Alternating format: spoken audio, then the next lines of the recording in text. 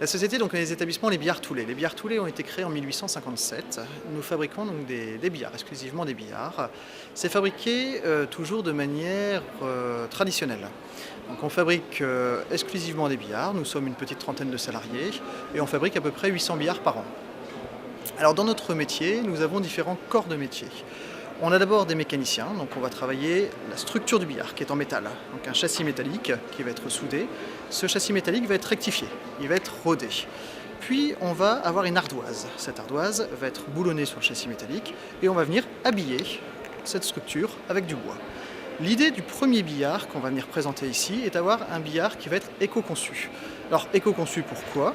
C'est d'avoir un billard qui va être étudié, donc de manière à être moins polluant. Et alors pourquoi on a voulu partir dans cette démarche? On a mis il y a 2 ans dans notre atelier une chaudière à bois qui a remplacé la chaudière à gaz.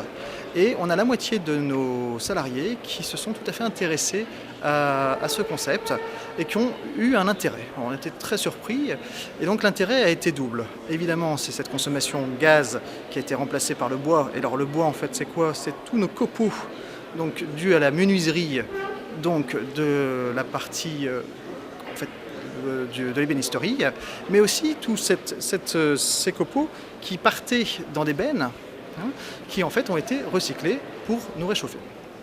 Les salariés qui se sont intéressés à cette partie-là nous ont demandé d'essayer de travailler un billard tout à fait éco-conçu. Alors comment on a travaillé ce billard? Ça s'est fait donc avec la Chambre de commerce qui nous a étudié et analysé de A à Z comment on pouvait pousser un billard de manière à être beaucoup plus techniquement, ne rien perdre, donc avoir un billard toujours aussi bon, mais être techniquement beaucoup moins polluant.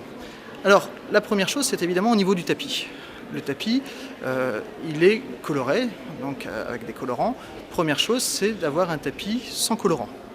Donc on est sur un tapis écru qui est en fait la couleur naturelle de la laine. Alors inévitablement, il est plus salissant, donc il a été traité avec de l'eau, traité H2O, permettant de l'imperméabiliser. Donc on a des produits naturels qui le traitent et qui l'imperméabilisent. Donc aujourd'hui, si vous le salissez, vous pouvez le nettoyer à l'eau, il va perler. Première chose. Deuxième chose, en dessous de ce tapis, vous allez avoir une ardoise. Cette ardoise, elle va être rectifiée, elle va être rodée. Pour roder une ardoise, on va travailler à l'eau, mais on va consommer beaucoup d'eau. Donc on a créé un produit, en fait une machine à circuit fermé pour réutiliser l'eau et avoir beaucoup moins de consommation.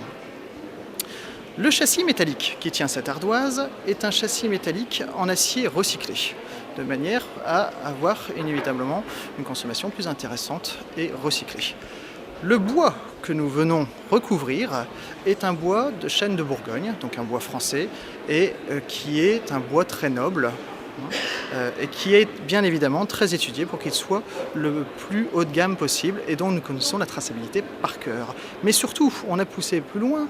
Ce qui est intéressant, et ça, la Chambre de commerce nous a beaucoup aidé, il n'est pas question d'aller mettre des peintures dessus ou d'aller mettre des vernis dont nous ne connaissons pas la traçabilité, ce sont bien évidemment des vernis à l'eau.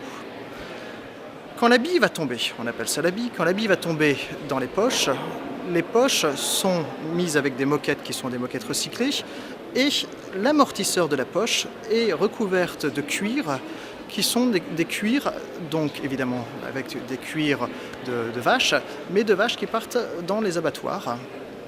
Et donc des peaux les plus nobles possibles et les plus souples possibles, les plus fines possibles pour avoir moins de matière, mais que de vaches qui partent à l'abattoir. Tous ces petits détails nous ont permis à chaque fois, avec nos salariés, d'étudier comment nous pouvions à chaque fois économiser et gagner un petit peu.